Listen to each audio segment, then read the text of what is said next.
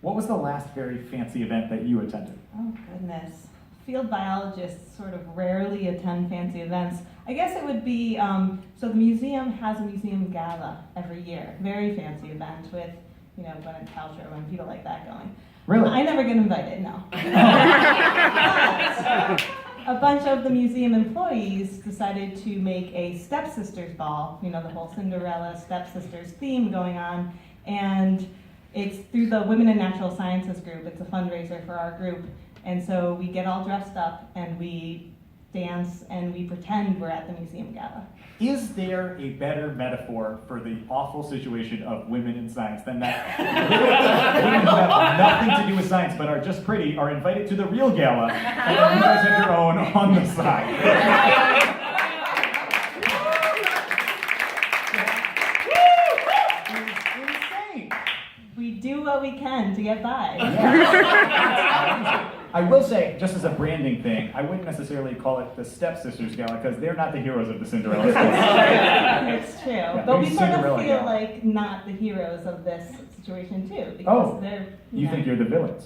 I wouldn't go with villains. Do you know the story of Cinderella? That's important background knowledge right here. It's true. I'll lobby to get the name changed. Okay, How great. about If I've done one thing to help women in science, I think that's it. Panelists, other questions about Suzanne's social life? A lot of times in friendships, you'll get meals together and talk about your personal life. Yes. What are 3 topics you talk about over a nice dinner? I guess what I'm doing that week, which normally is... That's one? Okay. I think you were going to say normally is. Which is normally a full schedule, so that takes a while. Food. 2. And anything avoiding sort of politics or world news. Wow, okay, so one of the 3 was not politics. Shalaya? Okay. You know how when you go shopping for clothing and they say that you're different body types, your apples, your pears, would you say that there is, like when you see the people, do you see that maybe there's also like a penguin body type? Would you say that there's a, I feel like there is. I feel like fashion these days has a lot of big, loose, baggy dresses. Yes. Great for penguins. Okay. Yeah. That's what I like to hear. A shirt would be good for a penguin.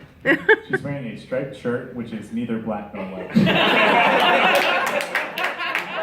It is blue and white, and I study little blue penguins, which are blue and white. So I'll Wait, there are accept blue penguins? that. Yes.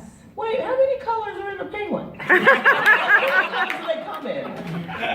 And which is your Mainly- favorite? Yeah, well, blue, obvious, but mainly black and white, little accent colors of yellow and orangish occasionally, Sure. and then the blue penguin. Okay. Do you So- hate puffins? Talk about like the stepsister. Yeah, they're not. I don't hate them, but no, I'm much more of a penguin person. What kind of an animal needs to have a cereal? Tigers. Tigers need a cereal. toucans, I mean, A frog who's a bear. high on Yeah, drugs. Every animal has a cereal. Kinda. Yeah. Crunch berries. There's a captain who has a cereal. All right, well, that was the social life. Thanks, Suzanne. Suzanne, before we move on, so tell us what specific kind of penguin do you study? You study Yes. So I study the little blue penguin, which is found in the south part of Australia and both the North and South Island of New Zealand.